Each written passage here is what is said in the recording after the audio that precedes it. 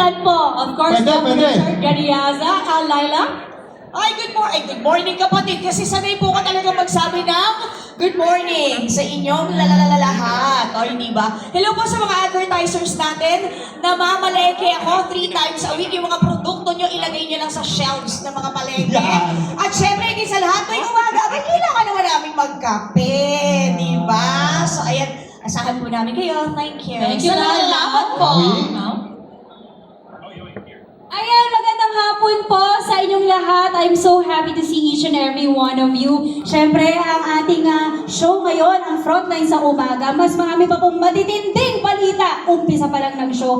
At siyempre, hindi mawawala dyan ang mga features natin. Ako po, specifically, I'll still be covering mga set visits, lalo na yung mga shows natin Yes. dito sa TV5. Alam natin, ang gaganda ng shows dito sa TV5. At syempre, yung mga pagkain. Pati mga biyahe mo. At mga biyahe, mga tara na sa saya, Yes. when a trip promo, ayan. So, very generous din ang ating mga kasamang brands dito po sa Kapatid Network. Kaya, yan po ang dapat yung abangan. Yes, thank you, More Mami balita. David. At syempre kasama din natin sa balitaan, Angela Lagunsad Castro.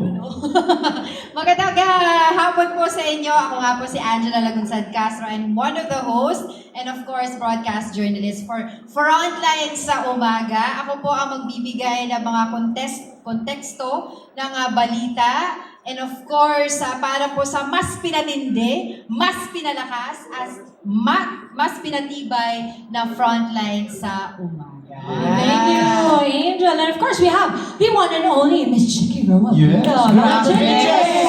Mama Chicks. Magandang umaga. Hindi, sanay tayo sa magandang umaga. Bagong luma, ito po ang pamilyang nakasanayan nyo na sa umaga, pero mas pinalakas syempre. Yes. Ako po ang dating panganay ng grupo. Hindi na ngayon! Hindi na ngayon! Syempre, to welcome ang aming bagong adisyon sa umaga mula sa gabi, a veteran journalist who's covered a lot of kumbaga events in our country and also worldwide. Isang batikan po na newscaster at journalist, the one and only Bok Ed Lingao! Bakit?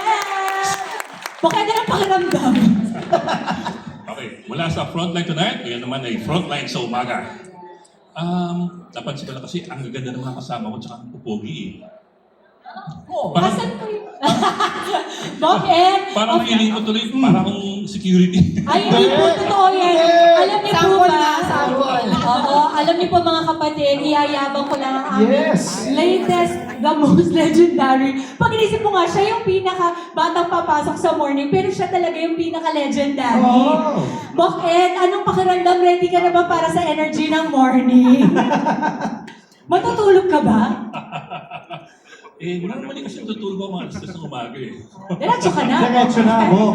Pero Bok, alam naman natin, napapanood ka namin StoryCon, Frontline Tonight, at sa mga iba ding mga shows, no? Talagang sinubaybayan din yung mga storya na sinundan mo, mapa-gera man, sa South, at kahit saan. Anong pwede pang abangan dito ng ating mga kapatid kay Bok Ed Lingao dito sa Frontline sa umaga? No, I think of course, it's a group effort eh. I think what we want to show is that we want the morning show to be serious and fun and seriously fun.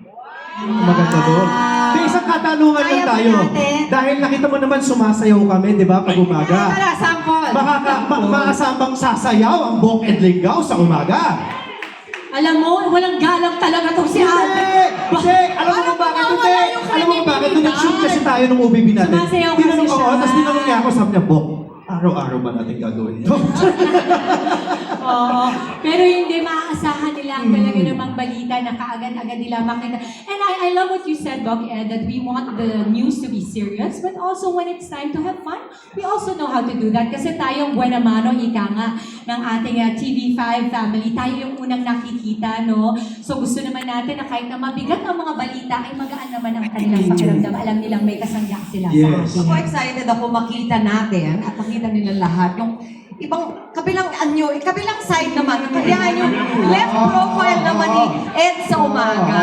Kumusta pa si Bok? Ayan ang sabay-sabay natin Yes. magdiscover. At lalo pa tayong I think we mamamagitan. want you to start your morning right with the right information and the right attitude. Correct. Oo. And for sure we will. Kasama ka pa, Yes. Bok Ed Lingao, everybody with our Frontline sa Umaga family. Ito po, siguro sino Mama Chiki na lang. And Ed to invite